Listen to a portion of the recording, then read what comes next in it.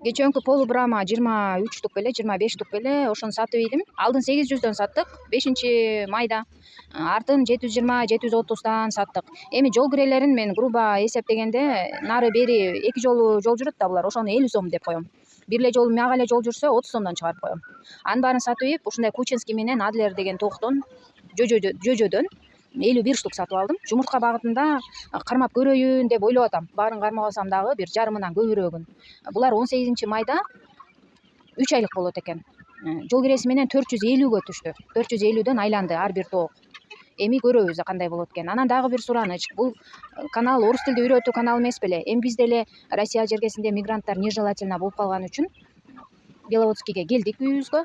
Кандайдыр бир варианттар дагы карап көрөлү деп атам мен. Жолдошум болсо стройканы бүтүрүп алып эле кетем кайра эле, стройка жакшы эле болуп атат деп атат. Мен болсо салондо иштечүмүн. Ошон үчүн баланы мектепке алып барып алып келип ошондой проблемалар болуп калбасын, күнүгө жолдо жүргөндө бала үчүн проблема болуп калбасын деп биринчи очередте баламды алып келе бердим Кыргызстанга.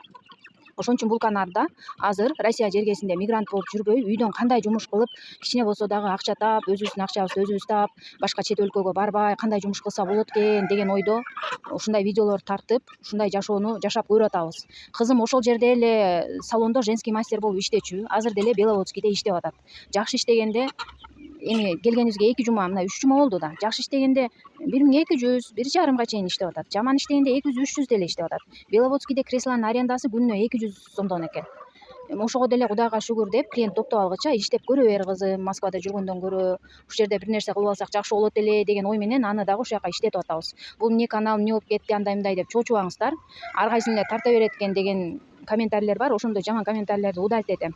Бул дагы болсо башка жерде мигрант болуп жүрбөй, жок дегенде өзүбүздүн элибизде кичине жакшыраак жашоодо жашоо үчүн бир проба кылган бир кадам деп ойлойм да мен.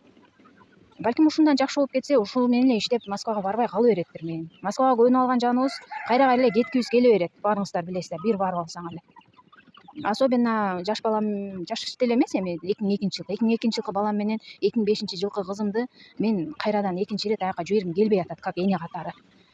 Ошон үчүн кичине болсо дагы алар нары бери иш издеп, өзүнүн ордун тапкычакты ушундай күнүмдүк ичкен жегендерди, күнүмдүк баскан тургандардын акчасы чыгып турсабы деп улам ар кайсы жерди сүзүп көрүп атам. Алардын апасы катарычы. Алар мындай өзүнүн көңүлүнө жаккан, өзүнүн колунан жакшы келген нерсени сразу иштеп башташсын деген ойдо жашап атам бүгүн.